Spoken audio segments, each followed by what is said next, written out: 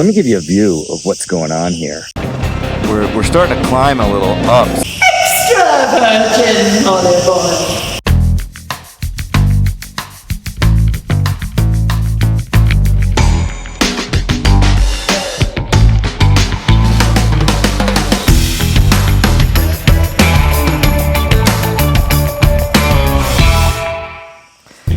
Okay, we're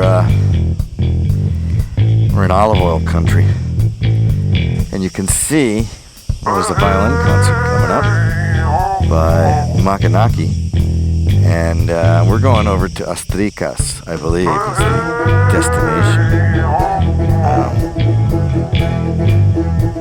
Let's get these glasses on. Okay.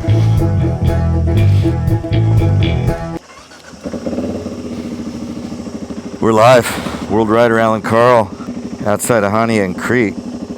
We've got olive oil. So it's about an hour, a little less, outside of Hania in the old town where I'm staying, is this olive oil, this family-run olive oil business, orchard. And as we scan, you can see it's just miles and miles of olive trees. Before I turn the camera on, just a little while back, there were really some old ones. I'm sure we'll see some more. And they've been making olive oil in Crete forever. I think we're still good. Running good, seems. You know, the roads aren't great getting here, but they're not bad. We're starting to climb a little up, so I decided to turn the cameras on and take you guys into this olive oil. You know, what do you call it? You don't call it a plantation. You don't call it a factory. You call it an olive oil. You know, you've got wineries, vineyards, olive oil processing, and olive oil. There's all these little roads that kind of wind and twist between the olive orchards. Every one kind of looks like the other one, and they all have very large identification signs. Chances are you're not going to get lost out here. Crete's a very old island. Here we've got a little bad part of the road. We'll just kind of navigate. It's a little loose gravel. And, yeah. Well, here we go again. Bad part of the road. This is what I guess they were telling me about. What about the road? So here, they have enough fortitude to put up a sign, but not to fix the road, at least not yet. How old is that sign? How long has it been there? Here's a bakery.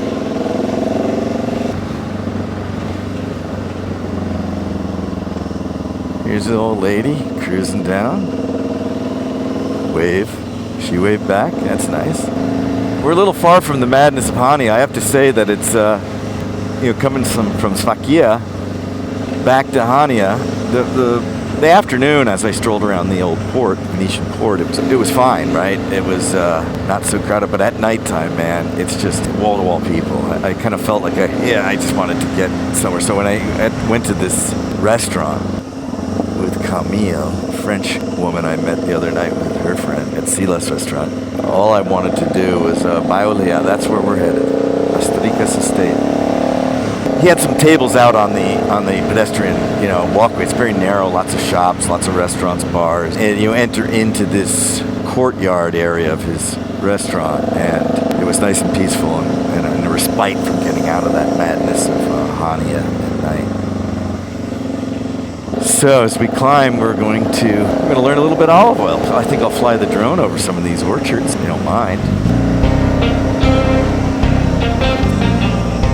Look at all these olive oils.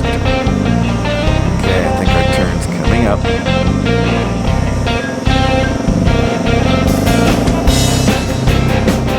Okay, look at those beautiful mountains.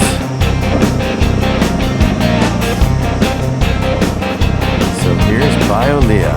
Let's go take a cruise. Climb.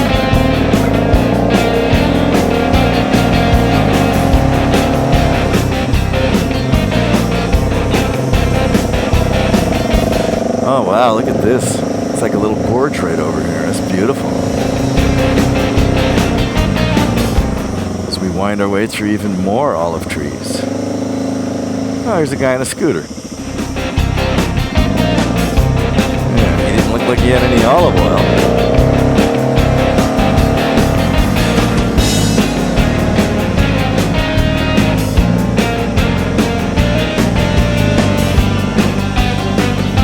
Well, here we are.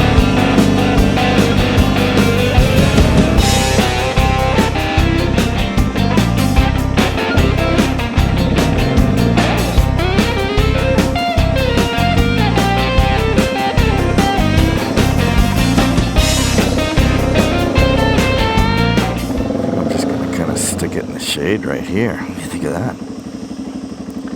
Wow, this is gorgeous up here. Look at this. Definitely fly the drone over here. Okay, we are at Biolea.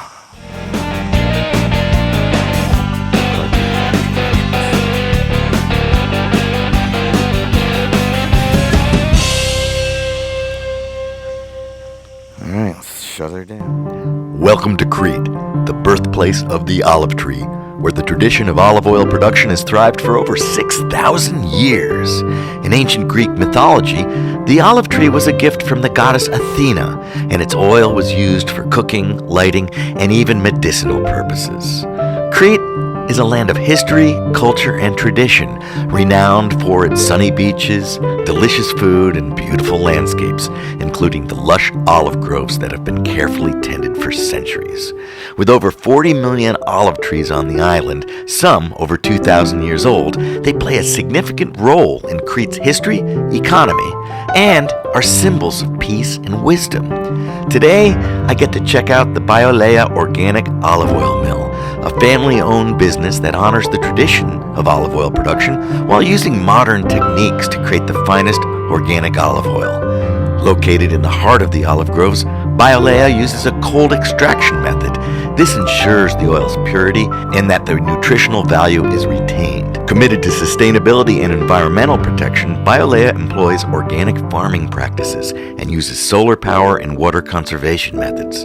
The olive groves of Biolea are interwoven into the surrounding landscape, forming a unique, stunning mosaic of colors and textures, winding their way down an impressive gorge. And further down the gorge, towards the Mediterranean Sea, is the small village of Roca. Nestled on a craggy mountainside, it hosts an annual cultural festival called the Roca Festival, where it celebrates the history, culture, and tradition of Crete, culminating with a concert under the full moon. I'm going to go take a tour of Biolea and learn more about the history and art of olive oil production. So join me, and let's do this together. My name is Nick, and I will be talking to you today a little about the history of olive oil, and then finally you get to taste the olive oil, which is the best bit. Now, I am going to start today talking about an olive tree. That is an olive tree. You may have noticed one or two on the way here. Almost every single tree you saw was an olive tree, with very few exceptions. There are around 40 million olive trees on the island of Crete. We know that olive trees have been cultivated for around 6,000 years. And Neolithic man made olive oil 8,000 years ago. It's very easy to do. You take some olives, you take 2 stones, you smash them together and make a pulp. You squeeze the pulp, collect the juice, leave it to settle for 15 or 20 minutes and the oil rises up. You skim that off, you've got olive oil. That's it. That's how easy it is to make olive oil. And this is basically what they have done for 8,000 years.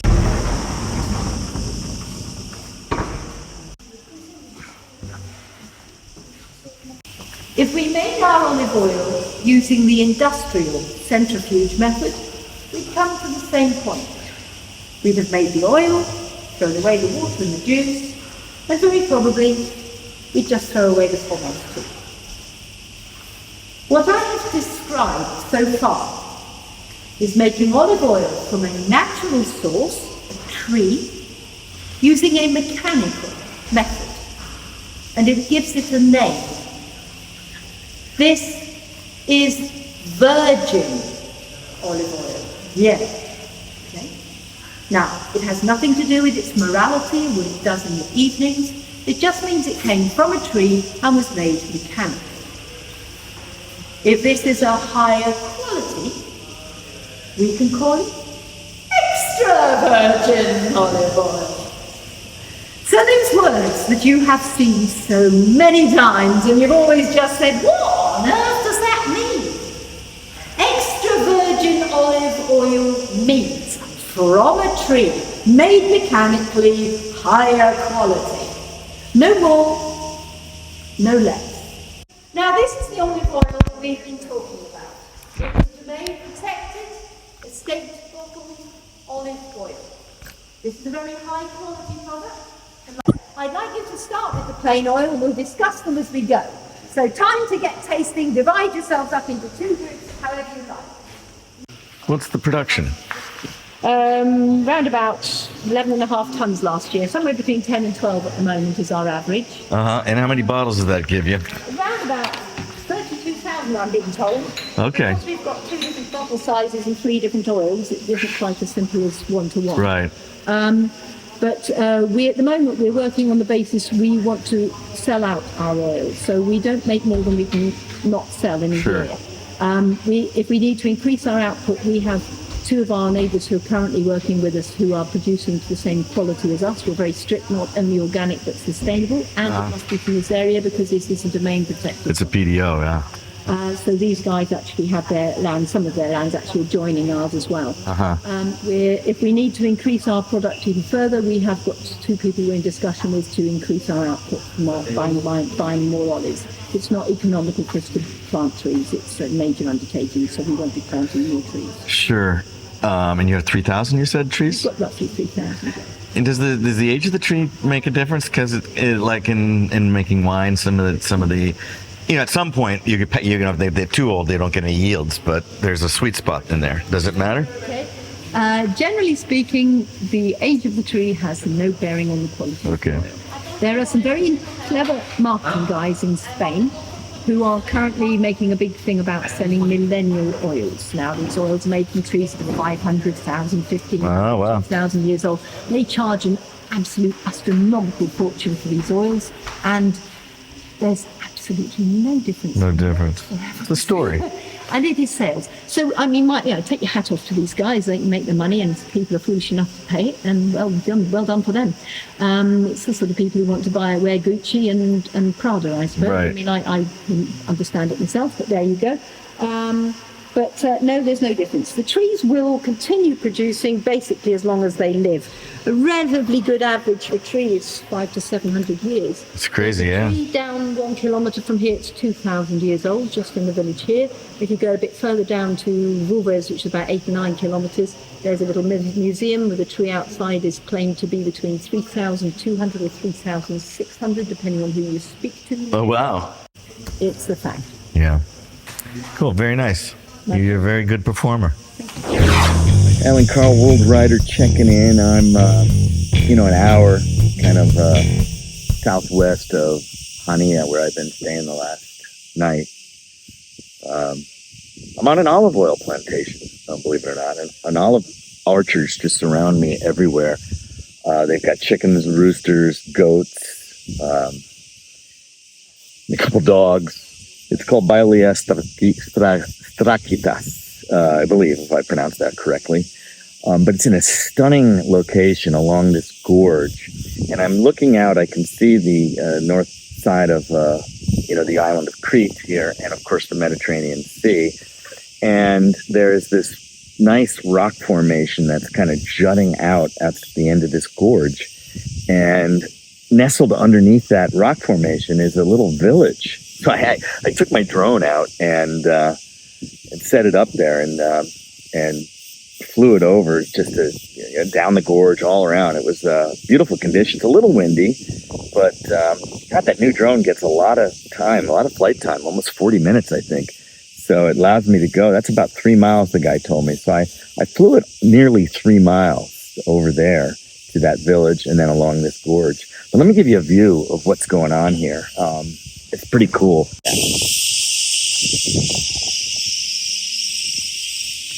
We're sitting underneath this old olive tree. I don't know if you can hear me with all the cicadas, but it's absolutely a stunning location.